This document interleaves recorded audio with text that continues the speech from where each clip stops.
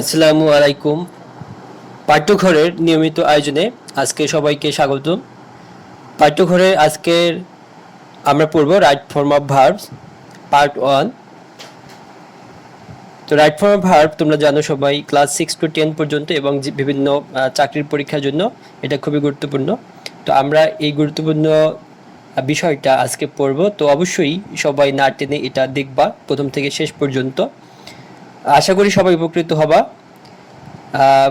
এইটা আমরা একটা নিয়মে পড়বো যে প্রথমে আমরা উদাহরণটা পড়বো, তারপর রুলস পড়বো, কারণ আমরা রুলস দেখলে তো উদাহরণ বুঝে ফেলবো যে কোনটা কি হবে। হ্যাঁ, কোন ভার্বের কখন কোন ব্যবহার হবে। তবে আমরা উদাহরণটা দেখবো, উদাহরণ দেখে আমরা নিজেদেরকে আগে পরীক্ষা করব, তারপরে আমরা রুলস দেখবো। তাহলে আমাদের জন্য মনে হচ্ছে সুবিধা হবে। যেহেতু এই ভিডিওটা করেছি তোমাদের জন্য, আমাদের কিছু শিক্ষার্থী আছে তার জন্য এবং আমার নিজের জন্য, আমিও এটা করে রাখছি। মাঝে মাঝে আমি দেখলে উপকৃত হব। আসলে মানুষ তো মাত্রই সবকিছু ভুলে যায়।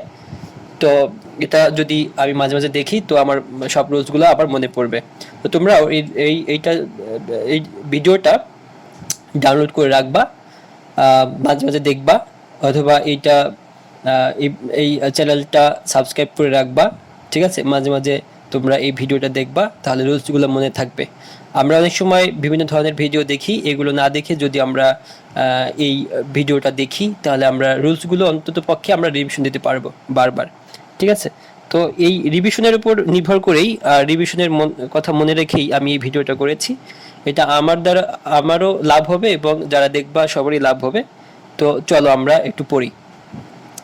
তো আমি কী রকমের সাজিয়েছি সবাই হয়তো ভালো লাগবে আমার সাজানো দেখে। তো চলো আমরা প্রথম রুলস দেখি। প্রথম রুলসের উদাহরণ হচ্ছে শি রাইট এ লেটার। যেহেতু রাইট ব্র্যাকেটের মধ্যে আছে, আর আমরা জানি রাইট ফর্ম অফ ভার্বস মানে হচ্ছে ভার্বের সঠিক ব্যবহার। আর ভার্বের সঠিক ব্যবহার করার জন্য আমাদের এখানে আছে ভার্ব রাইট, তাহলে এখানে সাবজেক্ট আছে শি, ভার্ব রাইট আর এ লেটার। তো এইখানে রাইট ফর্ম অফ ভার্বের সঠিক ব্যবহারের জন্য আমরা কি রুলস ব্যবহার করতে পারি, এখানে আমি মার্ক করে রেখেছি অন্য কালারের দিয়ে, তাহলে এটা সহজেই বোঝা যাচ্ছে। যদি এটা মার্ক করা না থাকতো তাহলে তোমাদের বুঝতে আরও কঠিন হতো। এখানে সি আছে, সাবজেক্ট থার্ড পারসন, সেগুলো নাম্বার আমরা বুঝতে পারতেছি, আর কোনো ক্লু নেই এটা করার জন্য। ঠিক আছে, সেক্ষেত্রে এবং এই টেন্সটা প্রেজেন্ট ইনডিফিনিট টেন্স, সেক্ষেত্রে এই subject third person singular number যেহেতু, সেক্ষেত্রে ভার্বের শেষে এস বা ইয়ের যোগ হবে। ঠিক আছে, একটু বলে রাখি যে যদি কোনো ওয়ার্ডের শেষে ই থাকে সেক্ষেত্রে এর যুক্ত করলেই হয়ে যাবে, ই এর যুক্ত করা লাগবে না। ঠিক আছে, এবং কোনো ওয়ার্ডের শেষে যদি ওয়াই থাকে, ওয়াইয়ের ক্ষেত্রে আই যুক্ত করতে হবে এবং পরে ইএস যুক্ত করতে হবে। ঠিক আছে, তো এখন দেখো she write a letter, she rights a letter হবে। আর দ্য বেবি ক্রাই, এখানে দ্য বেবি ক্রাইজ। ঠিক আছে, ক্রাই হয়ে যাবে ক্রাইজ। তো রুলসটা একটু দেখে নেই। এখানে রুলস 1 নম্বর রুলসটা আছে, দেখো কীভাবে। সেন্টেন্সটি যদি প্রেজেন্ট ইনডিফিনিট টেন্স হয় এবং সাবজেক্ট যদি থার্ড পারসন সিঙ্গুলার নাম্বার হয়, তবে ভার্বের শেষে এস বা ইয়ের যুক্ত হবে। ঠিক আছে, যেমন পরে আছে সে রাইটস এ লেটার এবং দ্য বেবি ক্রাই। তো আমরা 1 নম্বর রুলস মোটামুটি বুঝতে পারলাম, এটা সবাই অন্ততপক্ষে জানো। ইংলিশের প্রথম রুলস ইংলিশ শেখার জন্য, ইংলিশের ক্ষেত্রে এই রুলসটা সব ক্ষেত্রেই সব জায়গায় দরকার হয়, খুব ইম্পর্টেন্ট রুলসটা। পরের রুলসটা দেখো, হি গোজ টু মার্কেট। অ্যাফার্মেটিভ, সে বাজারে যায়, এটা অ্যাফার্মেটিভ সেন্টেন্সে আছে। হি গোজ টু মার্কেট, সে বাজারে যায়। He does not go to market, এটা হচ্ছে নেগেটিভ। তাহলে এই দুইটা সেন্টেন্সের মধ্যে পার্থক্যটা কি? ঠিক আছে, এই দুটো সেন্টেন্সের মধ্যে পার্থক্য কি, প্রথম সেন্টেন্স থেকে কিভাবে দ্বিতীয় সেন্টেন্স হলো, এবং অ্যাফার্মেটিভ সেন্টেন্সকে কিভাবে নেগেটিভ করলে কি পরিবর্তন হবে। তো এখানে he goes to market, he goes to school, হ্যাঁ, he goes to playground. So এখানে এই যে হি গোজ টু মার্কেট, এখানে এটা আমরা বুঝতে পারতেছি যে এটা প্রেজেন্ট ইনডিফিনিট টেন্স। ঠিক আছে, তো প্রেজেন্ট ইনডিফিনিট টেন্স হি এবং গোজ আছে। গো আসলে ভার্বটা, মূল ভার্বটা ছিল গো। গো যেহেতু subject third person singular number, এই জন্য ইয়ে যুক্ত হয়েছে আগের রুলসের অনুসারে। কিন্তু এখানে আমাদের একটু ভিন্ন রকমের, এটা নেগেটিভ করতে হবে। আর নেগেটিভ করতে হলে আমরা জানি প্রেজেন্ট ইনডিফিনিট টেন্সকে নেগেটিভ করতে হলে ডু নট অথবা ডাজ নট বসাতে হবে, আর পাস্ট ইনডিফিনিট থাকলে ডিড নট বসাতে হয়। তো সেক্ষেত্রে এইখানে যেহেতু গো আছে, হ্যাঁ, গো এবং সাথে আছে ইয়েস, তাহলে এখানে সাবজেক্ট হি, তারপরে এখানে যেহেতু গোজ আছে এখানে ডু হবে না, ডাজ হবে, তাহলে ডাজ। ঠিক আছে, ডাজ নট। ডাজ নট কিন্তু ডাজ নট বসানোর পরে নেগেটিভ সেন্টেন্সে ডাজ নট বসানোর পরে যে মূল ভার্বটা থাকে এই মূল ভার্বটা বসে কোনো ইয়েস থাকে না বা এটার পাস্ট ফর্মও হয় না, এটা মূল ভার্ব থাকে, বেস ফর্ম থাকে। ঠিক আছে, এখানে ইয়েস যুক্ত হয় না। তো এখানে দেখো he does not go to market. ঠিক আছে, এটা নেগেটিভ করলে হবে কি, সে বাজারে যায় না। ঠিক আছে, তো এটা আমরা রুলসটা কি হবে, প্রেজেন্ট ইনডিফিনিট টেন্সের বাক্যের সাবজেক্ট থার্ড পারসন ও সিঙ্গুলার নাম্বার হলে বাক্যটি যদি নেগেটিভটা হয় তাহলে তাতে ডাজ নট ব্যবহৃত হয় এবং তখন ভার্বের সাথে এস বা ইয়েস যুক্ত হয় না।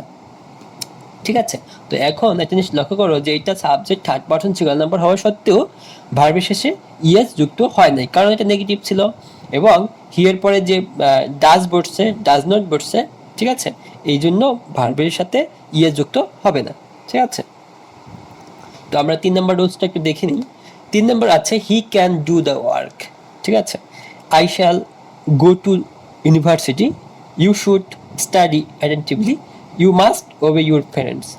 ঠিক আছে, এখানে দেখো প্রথম সেন্টেন্সটা আছে কি he can do the work, can আছে, পরেরটায় শ্যাল আছে, পরেরটায় শুড আছে, মাস্ট আছে। তো আমরা বুঝে ফেলছি যে can, could, may, might, shall, should, will, would থাকলে পরে ভার্বের প্রেজেন্ট ফর্ম হয়, এটা একটা রুলস। ঠিক আছে, তো রুলসটা দেখে নেই আসলে কি ঠিক আছে কিনা। হ্যাঁ ঠিক আছে, রুলস 3 দেখো মডাল অক্সিলারি ভার্ব, এগুলোকে বলা হয় modal auxiliary verb. Can, could, may, might, shall, should, will, would, must, ought to, need, dare, have to, etc. তো এর পরে ভার্বের প্রেজেন্ট ফর্ম বসে এবং ভার্বের সাথে কোনো কিছু যোগ হয় না। ঠিক আছে, ভার্বের সাথে কোনো কিছু যোগ হবে না। যদি can, could, may, might, shall, should এগুলো থাকে, এগুলো থাকলে এরপরে ভার্বের প্রেজেন্ট ফর্ম হবে।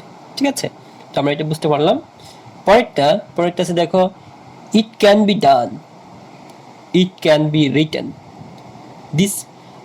This problem can be solved. তো আমরা বুঝে ফেলছি যে আগের রুলসে ছিল আমাদের ক্যানের পরে ভার্ব ছিল, কিন্তু এখানে ক্যানের পরে বি আছে, ক্যানের পরে বি আছে, তাহলে can be, could be, should be, would be, will be যদি থাকে তাহলে পরে ভার্বের কি হবে, পিপি হবে। এটা হচ্ছে প্যাসিভ, অ্যাক্টিভ প্যাসিভ আমরা ভয়েসে শিখছি, তো এটা হচ্ছে প্যাসিভ সেন্টেন্স।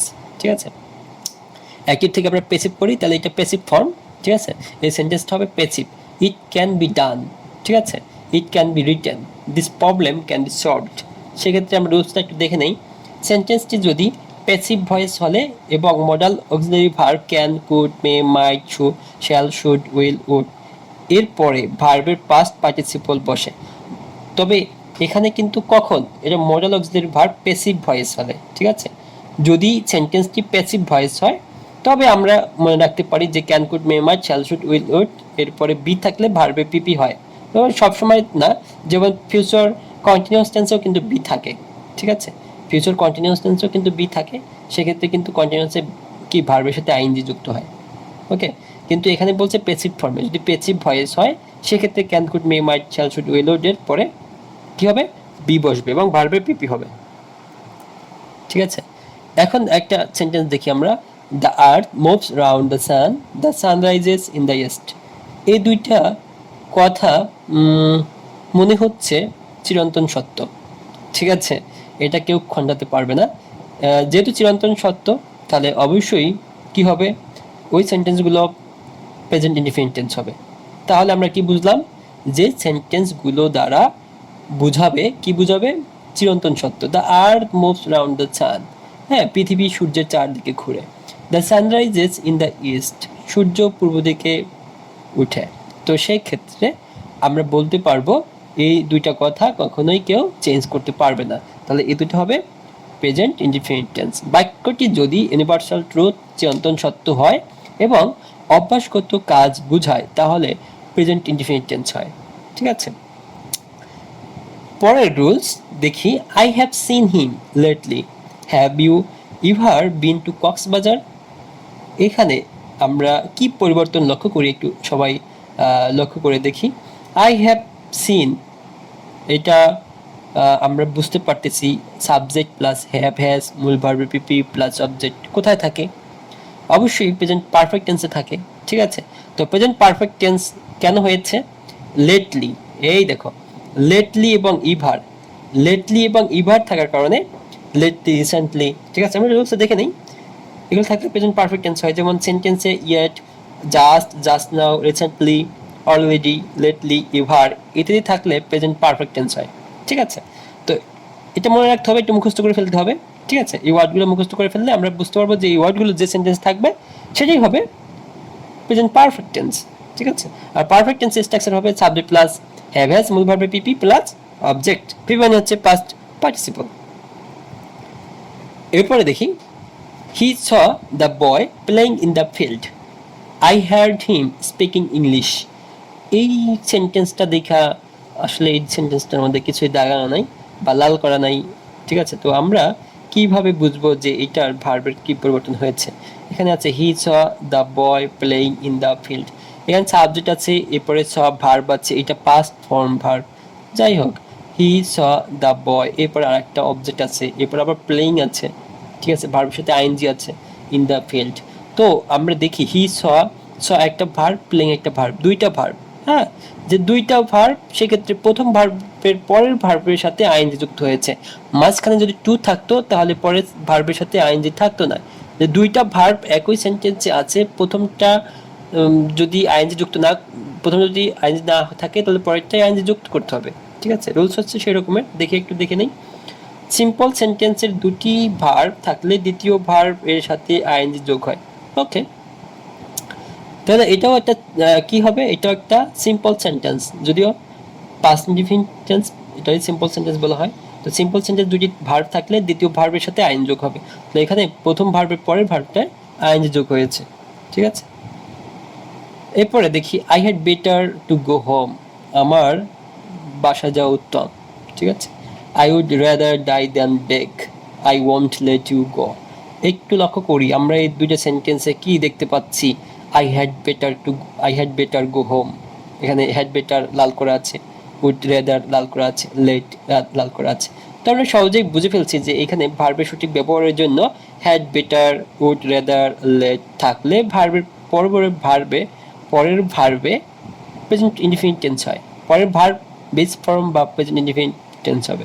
তাহলে আমরা দেখি রুলসটা, হ্যাড বেটার, হ্যাড অথবা রেদার অথবা লেট অথবা would better, had better, need not, do not, does not, did not, did never ইত্যাদি এরপর প্রেজেন্ট ফর্ম ভার্ব বসে, মানে ভার্বের প্রেজেন্ট ফর্ম বসে, ওকে। আমরা এটা বুঝলাম। পরের রয়েছে দেখো, he came home yesterday, I went to Khulna last month, he didn't go to university yesterday. তো সেক্ষেত্রে আমরা এই সেন্টেন্সে কি লক্ষ্য করতে পারতেছি, এখানে তিন ধরনের কালার করা আছে। যেমন হি কেম, এখানে হি সাবজেক্ট, ভার্ব আছে past indefinite tense past form ভার্বের, তারপরে হোম, তারপরে ইয়েস্টারডে। এটা যেহেতু yesterday, last month, yesterday, last night, last week, last year, ঠিক আছে, এগুলো থাকলে ভার্বের পাস্ট ফর্ম হয়, ভার্বে কি হয়, পাস্ট ফর্ম হয়, ওকে। আমি তো ভুলেই গেছি মনে হচ্ছে, হ্যাঁ ঠিকই আছে। রুল 9, সেন্টেন্সের yesterday, ago, last year, last week, last month, last day, last before ইত্যাদি থাকলে পাস্ট ইনডিফিনিট টেন্স হয়। আসলে এগুলো মাঝে মাঝে পড়া উচিত, তাই না? না পড়লে মনে হচ্ছে যে ভুলেই যাব। হ্যাঁ, আমিও মাঝে মাঝে এটা ভুলে যাই, তবে এই ভিডিও করার পরে মনে হয় আর ভুলবো না। হ্যাঁ, এই ভিডিও করে আমি উপকৃত হব, মাঝে মাঝে দেখবো, তাহলে এটা মনে থাকবে। সপ্তাহে কিন্তু একবার দেখা লাগবে। তো পরের রুলসটা দেখি, do you mind keeping the phone here, do you mind keeping the phone here, এখানে ফোনটি রাখলে তোমার অসুবিধা হবে কি? এটা প্রশ্ন, মানে interrogative sentence. Would you mind, তুমি কি কিছু মনে করবা ক্লোজিং দ্য ডোর, দরজাটি বন্ধ করলে আপনার কোনো সমস্যা হবে কিনা? যদি কাউকে এরকমের প্রশ্ন করি যে এটি করলে এটা আপনার কোনো সমস্যা হবে কিনা, কোনো মাইন্ড করবে কিনা কেউ, ঠিক আছে, আমরা এই সেন্টেন্সটা বেশিরভাগ ব্যবহার করি। এটা আসলে স্পিকিং ইংলিশের জন্য তোমাদের খুবই গুরুত্বপূর্ণ, যে ডু ইউ মাইন্ড, ঠিক আছে। Would you mind, would you mind মানে হচ্ছে তুমি কাউকে যখন কি বলবা, যদি বড় কেউ হয়, ঠিক আছে, সিনিয়র কেউ হয়, রেসপেক্টফুল যদি হয় কেউ হয়, রেসপেক্ট পারসন, ঠিক আছে, বাবা মা, কোনো টিচার, তাদেরকে বলতে হলে কি বলতে হবে, উড ইউ মাইন্ড। আর ছোট যদি কেউ হয় সেক্ষেত্রে আমরা বলতে পারি ডু ইউ মাইন্ড। হ্যাঁ, কিপিং দ্য ফোন হিয়ার, এখানে ফোনটি রাখলে তোমার কোনো সমস্যা হবে বা অসুবিধা হবে? নো। তো সেক্ষেত্রে উড ইউ মাইন্ড আর ডু ইউ মাইন্ড এইগুলো থাকলে পরের ভার্ব যে থাকবে ভার্বের সাথে আইন যুক্ত হবে। এই তো, এটাই। Mind, would you mind, do you mind, could not help, can not help. হ্যাঁ, এটা এই যে can not help, could not help, ঠিক আছে, এরপরে অবশ্যই ভার্বের সাথে আইন যোগ হয়, ঠিক আছে। তো আমরা এটা শিখলাম। পরে I am looking forward to seeing you. Looking forward to আছে, পরের ভার্বের সাথে আইনি যুক্ত আছে। ঘটনাটা তো ঘটতেছে, কোথায় ঘটতেছে, আইএনজি যুক্ত আছে, এবং লুকিং ফরওয়ার্ড টু আছে, view with a view two আছে। তাহলে আমরা বুঝলাম যে looking forward two with a view two এগুলো থাকলে পরের ভার্বের সাথে আইন যুক্ত হয়, অনেকটা আগেরটার মতন, ঠিক আছে। তো সেক্ষেত্রে আমরা দেখতে পারি with a view to, look forward to, get use to এর পরে ভার্বের সাথে আইন যোগ হয়। এইটা আগেরটার সাথে যোগ করে দিলেও হতো, হ্যাঁ, তাহলে বুঝতে পারতাম, কিন্তু এটা তো উইথ এ ভিউ টু, ঠিক আছে। লুক ফরওয়ার্ড টু, আমি তোমার পথবানে তাকিয়ে আছি, I am looking forward to seeing you, ঠিক আছে। তো সেক্ষেত্রে আমরা বুঝলাম যে এটা মুখস্থ করতে হবে, with a view to, look forward to, get use to, এই ওয়ার্ডগুলো থাকলে পরের সেন্টেন্স, পরের যে ভার্ব থাকবে, পরের যে ভার্বটা থাকবে এই ভার্বটার সাথে আইএনজি যুক্ত হবে, ঠিক আছে। পরে আমরা যে রুলস দেখি, each of the students was present, all of the robbers, robber মানে ডাকাত, one of the robbers was very clever, neither of the two brothers was present in the class. তো সেক্ষেত্রে আমরা এই তিনটা সেন্টেন্সে কি দেখতে পাচ্ছি, প্রথমে আছে ইজ, অন অফ, হ্যাঁ, নেইদার। ইজ থাকলে কি হয়, ইচ অফ দ্য স্টুডেন্টস, ঠিক আছে। অন অফ দ্য রবার্টস মানে এখানে স্টুডেন্টের মধ্যে একজন বোঝাচ্ছে, ইচ অফ দ্য স্টুডেন্টস। এরপর ওয়ান অফ দ্য রোবার্স ডাকাত দলের মধ্যে একজন, ঠিক আছে। Neither of the two brothers তাদের মধ্যে একজনও না, ঠিক আছে। তো সেক্ষেত্রে তাদের মধ্যে একজনও, তাদের দুজনের মধ্যে একজনও না, তার মানে কি, একজনকে নির্দেশ করছে না, একজনকে বলছে, কিন্তু দুজনের মধ্যে একজনও না। সে আবার কি বলছে, অন অফ দ্য রোবার্স, ডাকাত দলের মধ্যে একজন, অবশ্যই সিঙ্গুলার, সাবজেক্টটা কিন্তু সিঙ্গুলার আছে, সেক্ষেত্রে আমরা কিন্তু ওয়াজ বসাবো, অর্থাৎ ভার্বটা কিন্তু সিঙ্গুলার হবে। তো একটু রুলসটা দেখে নেই, is every, either, neither, neither, হ্যাঁ, everyone, everybody, everything, anybody, nobody, no one, nothing, anything ইত্যাদি থাকলে ভার্বের সিঙ্গুলার নাম্বার ব্যবহৃত হয়, ভার্বের কি হবে, সিঙ্গুলার নাম্বার হবে। ওকে, তাহলে আমরা পরের সেন্টেন্স, আল্লাহ, ও আল্লাহ এভরিহোয়ার, আল্লাহ এভরিহোয়ার, তো এখানে আল্লাহ আছে, ঠিক আছে, আল্লাহ ইজ এভরিহোয়ার। হ্যাঁ, আল্লাহ তো একজনই থাকে, তাই না, বহুজন তো নাই।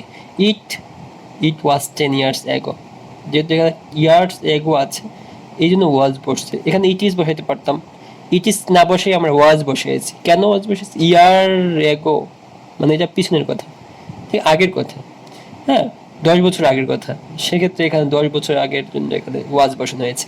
তো ওয়ান অফ মাই ফ্রেন্ডস মানে হচ্ছে আমার বন্ধুদের মধ্যে একজন, ওয়ান অফ মাই ফ্রেন্ডস, ঠিক আছে, এখানে একজনকে নির্দেশ করছে, সেই কারণে ইজ বসছে অথবা ওয়াজ বসছে, এটা আগের রুলসের মতনই, ঠিক আছে। অন অফ থাকলে ভার্বের প্রেজেন্ট ফর্ম বা সিঙ্গুলার হবে আর কি, ভার্বটা সিঙ্গুলার হবে। ওকে, তো সেক্ষেত্রে আমাদের এইটা রুলসটা একটু দেখে নেই। হ্যাঁ, রুলসটা অনেকটা আমি যা বললাম মিলে গেছে। ব্র্যাকেটে বি থাকলে পার্সন, নাম্বার এবং টেন্স অনুযায়ী am is are was were been বসে, ঠিক আছে, মোটামুটি পারতেছি, তাই না। চলো দেখি পরেরটা পারি কিনা। The hundreds is a famous book, the hundreds মানে একটা বইয়ের নাম, ঠিক আছে। দ্য হান্ড্রেডস একটা বইয়ের নাম, একটি বিখ্যাত বই। The United States of America is a rich country, একটা আছে বইয়ের নাম আর দেশের নাম, তা কি করতে পারবো আমরা, যেহেতু একটা বইয়ের নাম আছে, যেটা একটা দেশের নাম, একটা বইয়ের নাম, এই জন্য ভার্বটা তো সিঙ্গুলার হবেই, এত জানি আমরা, ঠিক আছে, এটা জানার কথাই, তাই না। দেখি রুলসটা, বই এবং দেশের নাম দেখতে প্লুরাল হলেও তাদের পরে সিঙ্গুলার ভার্ব বসে, কারণ দ্য হান্ড্রেডস এস যুক্ত আছে, দ্য হান্ড্রেডস মানে কি শত শত, তো এইখানে আমরা যেহেতু লাস্টে এস যুক্ত আছে আমরা প্লুরাল বসাতে পারতাম, নো, এটা একটা বইয়ের নাম, একটা বই।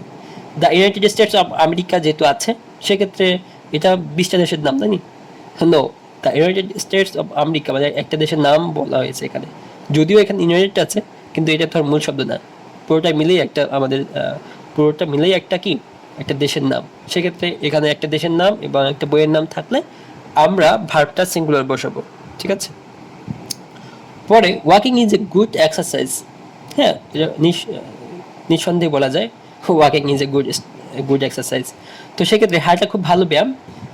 ওকে, তো আমাদের কাজ হচ্ছে ওয়াক বা বাপরে বাবা, এটা তো ভার্ব। তাহলে আমরা এখন ভার্বটাকে কি সাবজেক্ট হিসেবে ধরতে হবে? ওয়াকিং, এটা জিরান্ট হয়, তাই না? তো এটা walking is a good exercise. তো ওয়াক থেকে ওয়াকিং, ভার্বের সাথে আইএনজি। যদি কখনো কোনো ভার্ব প্রথমে আমরা বসাই, সেক্ষেত্রে আমরা সাবজেক্ট হিসেবে বসলে আইএনজি হবে। ভার্ব সাবজেক্ট হিসেবে বসলে আইএনজি হয়ে যাবে। Is a good exercise. Helping the poor is a quality of an honest guy. দরিদ্রকে সাহায্য করা একজন সৎ লোকের গুণ। Being honest is a great virtue. তাহলে কি বলছে? সৎ হওয়া একটা মহৎ গুণ। হ্যাঁ, আমার কথাটাই মনে হয় ঠিক আছে। দেখি চলো, কোন সেন্টেন্স যদি জিরান্ড দ্বারা শুরু হয়, সাবজেক্টের স্থানে ভার্ব থাকে, তবে সেক্ষেত্রে অবশ্যই ভার্ব প্লাস আইএনজি যুক্ত হবে। ও, পাস করেছি। কোন সেন্টেন্স যদি জিরান্ড দ্বারা শুরু হয়, সাবজেক্টের স্থানে ভার্ব থাকে, তবে সেক্ষেত্রে ভার্বের সাথে আইএনজি যুক্ত হবে। না, মনে আছে, ঠিক আছে, মোটামুটি ভার্বগুলো মনে আছে। The boy is coming now. The boy subject, third person singular number, is আছে, কামিং আছে, নাও আছে। সেন্টেন্সটা দেখে মনে হচ্ছে present continuous tense, subject plus am is are plus ভার্বের সাথে আইএনজি যুক্ত, তাই না? তো সাবজেক্ট প্লাস কি এমিজার প্লাস ভার্বের সাথে আইএনজি যুক্ত, এই জন্য আমরা বুঝলাম যে এটা কি, এটা কন্টিনিউয়াস টেন্স। কিন্তু ইজ কামিং তো থাকবে না, দ্য বয় থাকবে, কাম থাকবে, নাও থাকবে হয়তো ব্র্যাকেটের মধ্যে। কিন্তু আমরা বুঝতে হলে আমাদের কিভাবে করতে হবে, এটা করা আছে, তাই না? তো সেক্ষেত্রে আমাদের একটা ক্লু থাকবে, যেটা হচ্ছে নাও, ঠিক আছে।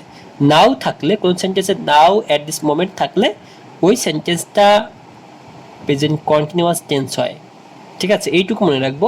নাও এবং অ্যাট দিস মোমেন্ট যদি থাকে, তাহলে আমরা বুঝবো যে এটা present continuous tense.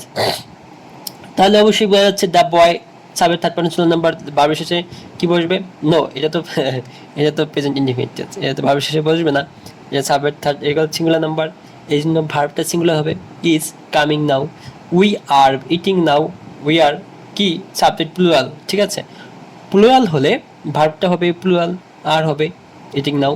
They are playing, দে আছে, প্লুরাল হবে আর, playing in the field at this moment, ঠিক আছে। রুলসটা দেখে নেই। রুল 16, সেন্টেন্স যদি নাও বা অ্যাট দিস মোমেন্ট থাকে, তাহলে ভার্বের প্রেজেন্ট কন্টিনিউয়াস টেন্স হয়। হ্যাঁ, বাহ, অনেকগুলো পেরেছি। Tipu always disturbs me. Tipu Tipu Tipu always disturbs me, এখানে অলওয়েজ আছে এবং ডিস্টার্ব থেকে ডিস্টার্বস, যেহেতু টিপু যেহেতু subject third person singular number, ভার্বের শেষে যুক্ত হইতেই পারে মি, কিন্তু সে কেন ডিস্টার্ব করবে এবং অলওয়েজ সর্বদাই ডিস্টার্ব করে। সেক্ষেত্রে কোনো কিছু এরকমের সর্বদা রেগুলার, হ্যাঁ, প্রতিনিয়ত, যদি এরকমের বোঝায় অভ্যাসগত কর্ম যদি থাকে, তাহলে কি হবে? প্রেজেন্ট ইনডিফিনিট টেন্স হবে। হি প্রিপারেস হিজ অ্যাসাইনমেন্ট রেগুলারলি, সেক্ষেত্রে কিন্তু রেগুলারলি মানে প্রতিনিয়তই কাজটা করা হয়। অভ্যাসগত বা প্রতিনিয়ত বা সর্বদা যদি উল্লেখ থাকে, সর্বদা, সব সময়, হ্যাঁ, তো সেই সেন্টেন্সগুলো কি হয়? প্রেজেন্ট ইনডিফিনিট টেন্স হয়। লক্ষ্য করি, always, often, regularly, sometimes, daily. Always মানে সর্বদা, অফেন মানে প্রায় একটা কাজ করা হয়, হ্যাঁ, রেগুলারলি প্রতিনিয়ত, সামটাইমস মাঝে মাঝে মানে প্রায় করা হয়, ডেইলি প্রতিদিন, এভরিডে। ওকে, তো ইত্যাদি থাকে। এক্ষেত্রে যদি সময়ের উল্লেখ না থাকে, মানে কোনো সময়ের যদি উল্লেখ না থাকে, তবে প্রেজেন্ট ইনডিফিনিট টেন্স হয়। প্রেজেন্ট ইনডিফিনিট টেন্স, সময়ের উল্লেখ না থাকলে। ওকে, তো পরেরটা উড দ্যাট, এরপর আছে I could B a writer like William Shakespeare. এইখানে আমরা কি ধরতে পারি? উড দ্যাট আছে, সেন্টেন্সের প্রথমে উড দ্যাট আছে, সেন্টেন্সের প্রথমে উড দ্যাট আছে, সাবজেক্ট আছে, কুড আছে, বি আছে। তো এইখানে তিনটা সেন্টেন্সকে আমরা যদি আইডেন্টিফাই করি, তাহলে প্রত্যেকটা সেন্টেন্সের প্রথমে উড দ্যাট আছে।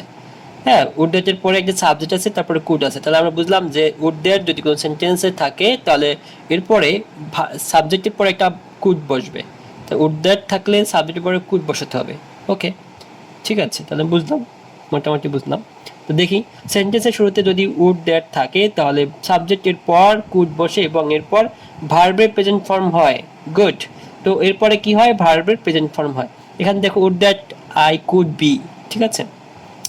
এবার আছে would that I could buy, buy বট না কিন্তু বাই, ঠিক আছে। Would that I could visit Saint Martin, না আমি এখন যাইনি, ঠিক আছে। তো আমরা মোটামুটি এটা পেয়েছি। The rich are not always happy, the rich are not always happy. হ্যাঁ, এটা তো ঠিকই, যদি টাকা বেশি থাকে তাহলে তো দুশ্চিন্তার শেষ থাকে না, তাই না।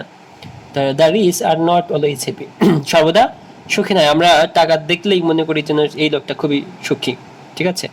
গাড়িতে করে চড়ে, বড় বড় অফিসে চাকরি করে, তো তাদেরকে দেখেই মনে হয় তারা কত না খুশি, সুখী জীবনে, তাই না। তো আসলে তাদের মধ্যে অনেক দুঃখ দুর্দশা বা দুশ্চিন্তা থেকেই থাকে। তো the rich are not always happy, আমরা কি বুঝতে পারি দুটো সেন্টেন্স থেকে? কিছুই বুঝতে পারতেছি না। The rich are not always happy, the poor live from hand to mouth. Hand to mouth হচ্ছে দিন আনে দিন খায়। দ্য পুয়ার, গরিব প্রায় ভালো আছে, তাই না, বড় লোকের থেকে। যারা দিন আনে দিন খায় তারাই শান্তিতে আছে, কিন্তু করোনার মধ্যে তার বিপদ যদিও। আচ্ছা, দ্য রিচ, এখানে দ্য রিচ কিন্তু ধনী না, এখানে বলছে the rich are not always happy, এখানে ধনীদেরকে বোঝানো হয়েছে, তাই না। আর the poor live from hand to mouth, এখানে গরিবদেরকে বোঝানো হয়েছে, ঠিক আছে। তো এখানে দেখো দ্য রিচ আর নট বসছে, এখানে কিন্তু আর মানে কি হচ্ছে, এই দুটোটা কিন্তু প্লুরাল, কারণ দি বসানো করে, রিচের পূর্বে দি, এটা হচ্ছে কখনো যদি অ্যাডজেক্টিভের পূর্বে দি বসে, কখনো যদি অ্যাডজেক্টিভের পূর্বে দি বসে তাহলে ভার্বটা প্লুরাল হয়। দেখি হয়েছে কিনা। হ্যাঁ, অ্যাডজেক্টিভের আগে যদি দি বসে, অ্যাডজেক্টিভের আগে যদি দি বসে সাবজেক্টটি প্লুরাল হয় এবং সেই অনুযায়ী ভার্ব বসে। Good. You need to go there in time, তোমার সময়ের মধ্যে যাওয়া দরকার। যাব না। I will go to market to buy a mobile. কি দেখা যাচ্ছে, ইউ নিড টু গো, এখানে নিড একটা ভার্ব, টু একটা প্রিপোজিশন, গো একটা ভার্ব, দুইটা ভার্ব আছে। I will go to market, I will go to market to buy, আবার এখানে টু পরে আর একটা ভার্ব আছে। তো দুইটা ভার্ব, আমরা আগে একটা রুল শিখছিলাম, যদি কোনো সেন্টেন্সে দুইটা ভার্ব থাকে দ্বিতীয় সেন্টেন্সের সাথে আইএনজি যুক্ত হয়। কিন্তু এখানে কথাটা হচ্ছে অন্য রকমের, যে দুইটা সেন্টেন্সে কি, যে সেন্টেন্সে দুইটা ভার্ব থাকবে, এই দুইটা ভার্বের মাঝখানে টু থাকে, তো দ্বিতীয় ভার্বের সাথে আইন যুক্ত করতে হবে না, কোনো চেঞ্জ করতে হবে না, প্রেজেন্ট ফর্ম হবে বা বেস ফর্ম হবে। পরের ভার্বটার কি হবে, বেস ফর্ম হবে। টু এর পরের ভার্বটার বেস ফর্ম হয়। তো টু এর পরে সাধারণত ভার্বের প্রেজেন্ট ফর্ম হয়, মানে বেস ফর্ম বা প্রেজেন্ট ফর্ম যাই বলো। পেরেছি। তো আজকে মনে হচ্ছে আমার পরীক্ষা চলতেছে, তাই না। হ্যাঁ, he talks as if he were, he talks মানে সে এমনভাবে বলে, অ্যাজ ইফ মানে হচ্ছে যেন, ঠিক আছে। অ্যাজ ইফ আমরা বলতে পারি যেন, এটা অর্থ হচ্ছে যেন। He talks as if he were fool, ঠিক আছে। সে বোকার মতো কথা বলে। He talks as if he were fool, সে এমনভাবে কথা বলে যে মনে হয় যেন কি বোকা। হি ওয়ার ফুল, বোকা। তো আমরা হি টক্স অ্যাজ ইফ, এখানে হি সাবে থার্ড পারসন সিঙ্গুলার নাম্বার, ভাবের শেষে এজ বইছে টক্স, যেহেতু এখানে অ্যাজ ইফ আসছে যেন, হি ওয়ার ফুল, যেহেতু এখানে অ্যাজ ইফ থাকলে পরের কি হবে, ভার্বটা মনে হয় পাস্ট ফর্মের হবে, তাই না। লোকটির হাবভাব দেখে মনে হয় সে যেন এই সম্পত্তির মালিক। তাহলে আমরা বুঝলাম যে অ্যাজ ইফ থাকলে কি হবে, পরের ভার্বটা কি হবে, পাস্ট ইনডিফিনিট টেন্স হবে। দেখি না একটু, অ্যাজ ইফ অ্যাজ দো দ্বারা দুটি ক্লোজ যুক্ত হলে প্রথম ক্লোজটির ভার্ব প্রেজেন্ট টেন্স এর হলে পরবর্তী ক্লোজটির ভার্ব পাস্ট ইনডিফিনিট টেন্স হয়, ঠিক আছে। প্রথমটি প্রেজেন্ট ইনডিফিনিট টেন্স হলে পরেরটা ভার্ব পাস্ট ইনডিফিনিট টেন্স হয়। যেমন were, as if he were, এটা পাস্ট ইনডিফিনিট। এরপর আছে কি, অ্যাজ ইফ হি ওয়ান্ট, ঠিক আছে। ওয়ান্ট মালিক, হ্যাঁ, ওয়ান্ট পাস্ট ফর্ম। পরেরটা দেখি, he has been playing cricket since morning. Okay, they have been waiting for 2 hours। আমি বুঝে ফেলছি এটা কোন সেন্টেন্স, তোমরা কি বুঝছো? এটা হচ্ছে প্রেজেন্ট পারফেক্ট কন্টিনিউয়াস টেন্স। কিভাবে বুঝলাম, সিন্স আছে, ফর আছে এবং সাবজেক্ট আছে, সাবজেক্টের পরে have been, has been, subject plus have been has been, ভার্বের শেষে আইএনজি প্লাস অবজেক্ট, এবং এটা সময়ের একটা প্রেজেন্ট পারফেক্ট কন্টিনিউয়াস টেন্সে সিন্স ফর থাকে। নির্দিষ্ট সময়ের জন্য ফর আর অনির্দিষ্ট সময়ের জন্য সিন্স। নির্দিষ্ট সময়ের পূর্বে ফর বসে এবং অনির্দিষ্ট সময়ের পূর্বে সিন্স বসে। যেমন আমি তোমাকে বলছি, হি has been playing cricket, he has been playing cricket since morning. Morning মানে সকাল থেকে কি খেলতেছে, হ্যাঁ ক্রিকেট খেলতেছে, কিন্তু সকাল থেকে কয়টা থেকে নির্দিষ্ট কোনো টাইম নাই। They have been waiting for 2 hours, যেখানে পরের সেন্টেন্স দেখো, they have been waiting for 2 hours, 2 hours নির্দিষ্ট ঘন্টা দেওয়া আছে, নির্দিষ্ট সময় দেওয়া আছে, সেক্ষেত্রে আমরা কি বসেছি, ফর বসছে এখানে, ঠিক আছে। আর আমাদের মুখ্য উদ্দেশ্য ছিল এখানে কেন হ্যাজ বিন বসছে, কারণ এটা প্রেজেন্ট পারফেক্ট কন্টিনিউয়াস টেন্স, ঠিক আছে। তো চলো, সিন্স বা ফর এর পর সময়ের উল্লেখ থাকলে সেটি প্রেজেন্ট পারফেক্ট কন্টিনিউয়াস টেন্স হয়। ওকে, পরে দেখো, পরের যে স্ট্রাকচারটা আছে বা পরের যে রুলসগুলো আছে আমরা দেখে নেই। ইফ হি কেম, ইফ দ্বারা ইফ যুক্ত, মানে এটা হচ্ছে কন্ডিশনাল, শর্ত, মানে ইফ মানে হচ্ছে শর্ত। ইফ দ্বারা যদি সেন্টেন্স থাকে তাহলে আমরা কিভাবে করি, আমরা তিনভাবে করতে পারি, ঠিক আছে। যেহেতু ইফ থাকলে যদি present indefinite to present indefinite, যদি প্রথম সেন্টেন্সটা প্রেজেন্ট ইনডিফিনিট হয় পরেরটা প্রেজেন্ট ইনডিফিনিট হবে। ইফ যদি প্রথমটা পাস্ট ইনডিফিনিট হয় পরেরটা উড কুড শুড বসে। আর যদি প্রথমটা কি হয়, প্রেজেন্ট পারফেক্ট হয়, ঠিক আছে, বা পাস্ট পারফেক্ট হয়, পরেরটায় should have could have might have বসে। চলো দেখি, if he came I would go to the market. If he came যদি সে আসে, I would go to the market, তাহলে আমি কি মার্কেটে বা বাজারে যাব। তো এখানে দেখো, যদি ইফ যুক্ত করে দিয়েছে, তাহলে ইফ যুক্ত সেন্টেন্সে যদি পাস্ট ইনডিফিনিট হয়, তাহলে পরের সেন্টেন্সে কি হবে, পরের সেন্টেন্সে ভার্বের পূর্বে উড কুড শুড বসবে। যেহেতু উড বসছে, I would go to the market. If I were rich enough, যদি এখানে প্রথমটা কি হয়েছে পাস্ট ইনডিফিনিট, পরেরটা হবে আবার কি I would go to America. তারপরে যদি হ্যাড অথবা ইফ যুক্ত ক্লোজটি পাস্ট পারফেক্ট টেন্স হয়, তাহলে পরের ক্লোজটিতে সাবজেক্টের পর would have could have might have বসে এবং ভার্বের পাস্ট পার্টিসিপল ফর্ম হয়। যেমন if he had come I would have gone him. এখানে আমি তিনটা শর্ত যে বলেছি, প্রথম সেন্টেন্সটা ইফ যুক্ত সেন্টেন্স যদি পাস্ট পারফেক্ট হয়, তারপরে কি হবে, would have could have might have বসবে, ঠিক আছে। তাহলে যদি হ্যাড এবং ইফ যুক্ত ক্লোজটি পাস্ট ইনডিফিনিট টেন্স হয়, তাহলে পরের ক্লোজটিতে সাবজেক্টের পর উড কুড মাইট বসে এবং ভার্বের প্রেজেন্ট ফর্ম হয়। এটা রুলস একটা, ঠিক আছে। তারপর দেখো, 40 Miles is a long way, 40 mile দীর্ঘ পথ। 10 minutes is enough to explain this topic, এই বিষয়টি ব্যাখ্যা করবার জন্য 10 মিনিট সময় যথেষ্ট। 6000 টাকা is enough to buy a new mobile, একটি নতুন মোবাইল ফোন কিনতে 6000 টাকাই যথেষ্ট, ঠিক আছে। তো পর এই রুলসটা যদি আমরা দেখি, তাহলে একটা জিনিস দেখতে পারবো যে রুলস 24, একই দৈর্ঘ্য পরিমাণ বা স্থান বোঝালে সাবজেক্ট দেখতে প্লুরাল হলেও ভার্ব সিঙ্গুলার হয়। কি বলছে, একই দৈর্ঘ্য পরিমাণ বা স্থান বোঝালে সাবজেক্ট দেখতে প্লুরাল হলেও ভার্ব সিঙ্গুলার হয়। এখানে 40, 10 এবং 6000 সংখ্যাগুলো যদি দেখতে প্লুরাল হলেও কি ভার্বটা সিঙ্গুলার হবে, ঠিক আছে। I wish I won the game, এখানে আই উইশ যেহেতু উইশ আছে, অথবা ফেন্সি, অথবা it is time, it is high time, ঠিক আছে, তাহলে ভার্বটা কি হয়, পাস্ট ইনডিফিনিট টেন্স হয়। Okay, I wish I won the game, it is high time you change your bad habits, ঠিক আছে। তো রুলস হচ্ছে 25, wish, fancy, it is time, it is high time ইত্যাদি থাকলে ভার্বের পাস্ট টেন্স হবে। তো আজকে এই পর্যন্ত, সবাইকে ধন্যবাদ, ঠিক আছে। আর পরবর্তী পার্ট 2 দেখার আমন্ত্রণ রইল, পার্ট 2 সবাই দেখবা, ঠিক আছে। আর এই চ্যানেলটা সাবস্ক্রাইব করে দিবা, পাশে বেল আইকনটা প্রেস করে দিবা, ঠিক আছে, যেন পরবর্তী যে ভিডিওগুলো আমি করব সাথে সাথে যেন পেয়ে যাও তোমরা।